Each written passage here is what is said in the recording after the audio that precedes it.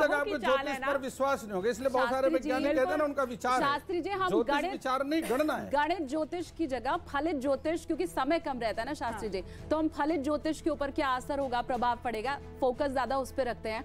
बहुत से लोगों को गणित को नहीं जानेंगे फलित समझ में आएगा नहीं। फलित आप तभी कर देखिए, देखिए आपकी जिंदगी में जो कुछ भी बदलाव होंगे दिया हुआ है, उसके हर पहलू पर पढ़कर बोलना है और चीज है। बिल्कुल सर, और हर पहलू पर हम चर्चा भी कर रहे हैं। देश के जाने माने विद्वान ज्योतिषाचार्य हमारे साथ मौजूद है, जो कि हर एक पहलू को बारीकी से समझा रहे हैं। लेकिन आम जनता सीधे तौर पर यही जानना चाहती है कि उसके लिए ये महापरिवर्तन मंगल होगा, अमंगल होगा, अमंगल होगा तो उसके लिए क्या कुछ उपाय किया जाए। लेकिन इसके साथ ही दुनिया के हालात को नया बृहस्पति कैसे बदलने जा रहे हैं, क्योंकि जब तक युद्ध है तब तक आर्थिक संकट मौजूद है, स्थायित्व का संकट है, दुनिया का हर बड़ा देश शंका में है। तो क्या होगा, और इसको लेकर अभी हम चर्चा करने वाले हैं, क्योंकि हमने देखा है कि ज़ेलेंस्की और पुतिन आमने सामने हो चुके हैं। युद्ध जो है 1.25 साल से ज्यादा तक खींच चुका है, लेकिन अंत अभी तक निकल नहीं पा रहा है। शालिनी, बिल्कुल, आपके साथ ही शुरुआत कर लेते हैं। पुतिन से सबसे पहले चर्चा कर लें, पुतिन का क्या दिमाग, क्योंकि अभी तक तो कई उनकी ऐसी चीजें हमने देखी हैं कि दिमाग ठीक रास्ते, वो क्वेश्चन अधूरा रह गया तो पब्लिक सुन रही होगी, तो पब्लिक जानना चाहती है कि इसका क्या है। तो मैं बताना चाहता हूँ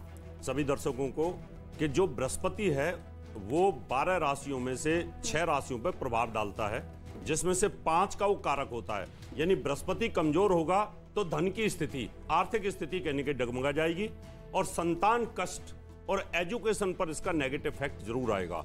और जिनकी शादियां हैं उनमें कहीं जिनके कोर्ट केस चल रहे हैं उन पर तकलीफ आएगी, और जो धार्मिक लोग हैं उन पर पहले बताया जा चुका है, कहीं ना कहीं संकट के बादल जरूर आएंगे। कैरियर और लाभ, व्यापारियों पर भी इसका नेगेटिव इफेक्ट आएगा, इसलिए जनता को बहुत सावधान रहने की जरूरत है और इसके उपाय करने की जरूरत है। बृहस्पति को जितना आप मजबूत करेंगे उतनी आपकी 5 चीजें होंगी: धन, लाभ, संतान, विवाह और कैरियर, और आपका व्यापार अच्छा होगा। बहुत शानदार, बहुत शानदार। ये छोटा सा सोने के दाम भी गिरेंगे और घरेलू हिंसा हो। आज अक्षय तृतीया है, हालांकि बहुत से लोगों ने सोना अभी तो खरीद लिया होगा। पवन सिन्हा जी, आपके पास आ रही हूँ। पुतिन से सबसे पहले शुरुआत करेंगे, क्योंकि अगर गुरु बुद्धि देता है तो ये राशि परिवर्तन क्या बुद्धि देने वाला है पुतिन को?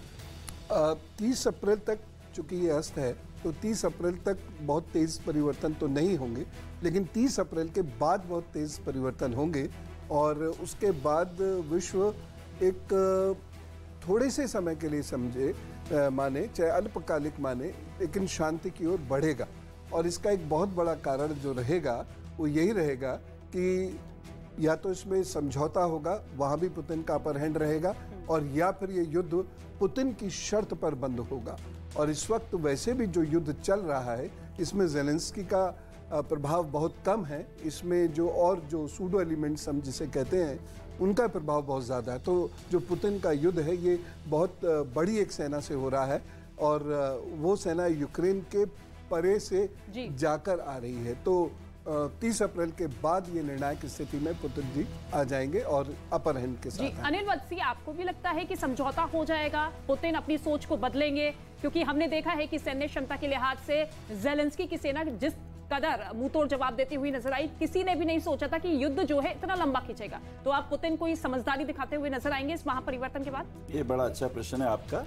देखिए, जहां तक पुतिन की बात है, अगर मैं उनकी इस वक्त की स्थिति देखूं, एक बहुत अच्छी बात हो गई है कि बुध की महादशा में है वो। बुध उनका यद्यपि द्वादशेष और नवमेश है, तो भाग्य उनका साथ देगा, ये पहला सूत्र। इसलिए विवेक से, बुद्धि से काम लेंगे, ये दूसरी बात।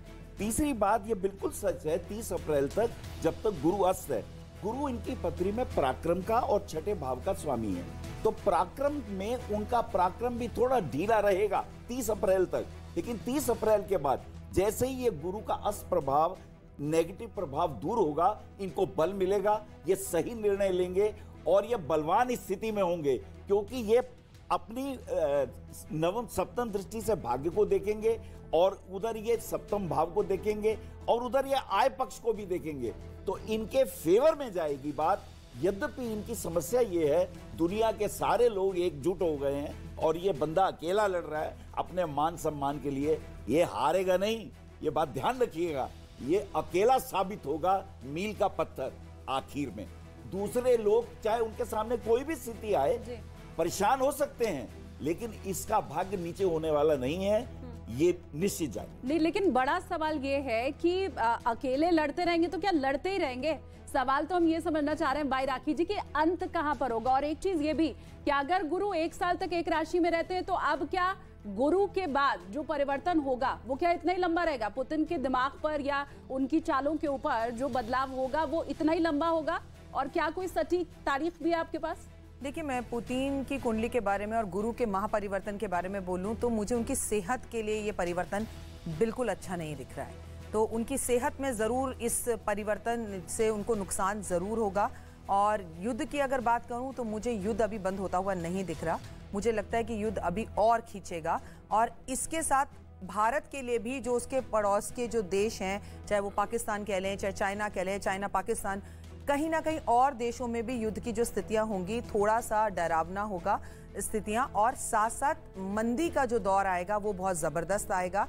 पुतिन इस टाइम पर ओवर कॉन्फिडेंस रहेंगे, लेकिन अगर ये युद्ध बंद होगा तो एक ही कंडीशन पे बंद हो सकता है कि उनकी हेल्थ उनको इस युद्ध को आगे बढ़ाने के लिए जो है वो परमिशन नहीं देगी। लेकिन 30 अक्टूबर तक तो स्थितियां ऐसी ही दिख रही हैं। यानी कि आपकी तरफ से संभावना यही है कि युद्ध और लंबा खिंच सकता है। हालांकि सेहत को लेकर खबरें सामने आती रही है कि पुतिन की सेहत ठीक नहीं है। जी, आप कुछ कहना चाहते हैं सर? कमाल की बात यह है कि पुतिन की पत्री में शुक्र अपनी राशि में है, तो एक ग्रेट मालव्य योग इज देयर, और जुपिटर इस वक्त 7वें में है। दोनों गुरु आमने सामने हैं। पुतिन बल की दृष्टि से कहीं कमजोर नहीं होंगे। इनका वैभव आगे बढ़ेगा 30 तक। जब तक ये अस्त है, इनके ऊपर नेगेटिव प्रभाव पड़ेंगे। उसके बाद ये अकेला शेर गरजेगा और सब लोग इसकी सुनेंगे।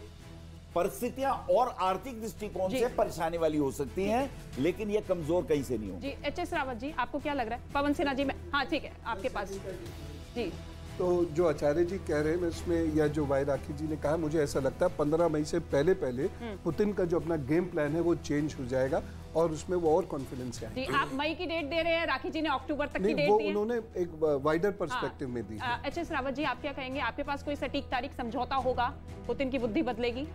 देखिए, मैं बताना चाहता हूं सबको, इसका साइंटिफिक विश्लेषण करना चाहता हूं। वृष लग्न की कुंडली है जेलेंस्की की, और उनके 12वें भाव में चांडाल योग बना हुआ है, जहां पर गुरु और राहु की युति 12वें भाव में चल रही है। सूर्य वहां से राशि परिवर्तन करके निकल जाएंगे, बुध भी आगे निकल जाएंगे, और 12वें भाव में गुरु राहु की युति बहुत खराब होती है, बहुत खतरनाक होती है। इसका मतलब यह है कि कहीं ना कहीं जेलेंस्की अरेस्ट हो सकते हैं, इनको कहीं ना कहीं कैप्चर किया जा सकता है और युद्ध समाप्त होने के कगार पे जा सकता है, क्योंकि इनकी कुंडली के अंदर एक पार्श्विक योग बना हुआ है कि जो व्यक्ति आसमान पे जाता और नीचे गिर पड़ता है, तो जिस प्रकार से वो राष्ट्रपति बने तो हो सकता है वो जेल जा सकते हैं। एक ऐसा योग बनता है इस परिवर्तन के माध्यम से। और अगर इसके अपोजिट लेके चलें तो यहाँ पुतिन की जो कुंडली है उसमें मालव नाम का महापुरुष राजयोग है, देवगुरु बृहस्पति और वहां पर दैत्य गुरु दोनों आमने सामने।